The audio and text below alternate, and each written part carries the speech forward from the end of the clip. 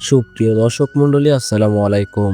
মুসাব্বির মৎস্য হ্যাচারির পক্ষ থেকে আপনাদের সকলকে জানাই আন্তরিক শুভেচ্ছা ও অভিনন্দন। সুপ্রিয় দর্শক মণ্ডলী, দেশ এবং দেশের বাইরে থেকে যে আমাদের এই ভিডিওটি দেখছেন তাদের সকলকে জানাই আন্তরিক শুভেচ্ছা। সুপ্রিয় দর্শক মণ্ডলী, আপনারা যারা বাণিজ্যিকভাবে মাছ চাষ করার মাধ্যমে লাভবান হতে যাচ্ছেন তারা চাইলে কিন্তু আজই আমার সঙ্গে যোগাযোগ করে এই পাঙ্গাস মাছের পোনাটি নিতে পারেন। আপনারা সকলেই জানেন যে বর্তমানে যে সকল মাছের তালিকা রয়েছে সে সকল মাছের তালিকার মধ্যে কিন্তু পাঙ্গাস মাছ এবং মোনোসাইস তেলাপিয়া মাছ অন্যতম। সেই ক্ষেত্রে আপনারা কিন্তু পাঙ্গাস মাছ চাষ করার মাধ্যমে অনেক মুনাফা অর্জন করতে পারেন।